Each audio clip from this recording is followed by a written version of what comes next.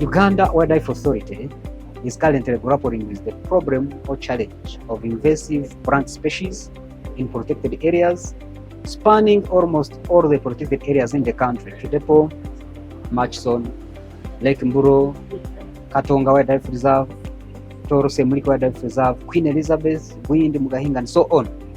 And some of the key invasive plant species include sickle bush, or locally called Kalemanjojo around Queen Elizabeth, Lantana camara, Parthenium weed.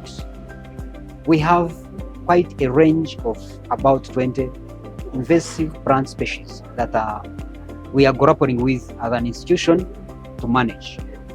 When these invasive plant species come into the protected areas, they have characteristics of aggressively taking over from native plant species, and in so doing, they have destroyed habitats that were previously convenient for wildlife into habitats that are not convenient. For example, grasslands have gradually been changed into bushlands. Grazing animals have therefore been pushed away, therefore ending up into neighboring community areas where people keep disturbing their gardens and therefore causing regeneration of palatable plants. And as grazers move out, large cats like lions and leopards follow them up, and the large cats find easy prey in the form of livestock, while the grazers start feeding on crops, and this becomes a problem, human-wildlife conflict that becomes a bit challenging to manage. Also causing, of course, losses of livelihoods for local communities, causing retaliatory killings by local people, and becoming a mess, and even a much bigger challenge to conservation.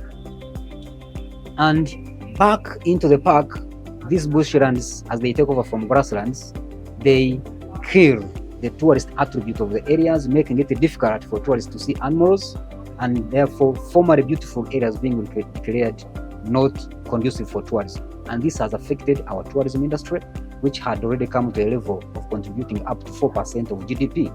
So as an institution, we have done efforts to manage the invasive plant species. And apparently, I use a case of Queen Elizabeth National Park, we have settled in for using community labor, where local people are organized in groups and contracted to manually uproot the unwanted plants, therefore creating a favorable grazing environment for grazers, which attracts them back from the community and they settle inside the park.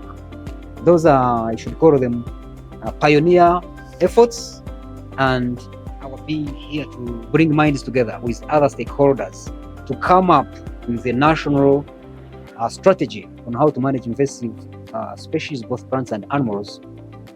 Is a landmark step, and we look forward to really coming up with practical actions that will help us as a country to eradicate or keep the invasive plant and animal species in check, so that our biodiversity is upheld for future generations.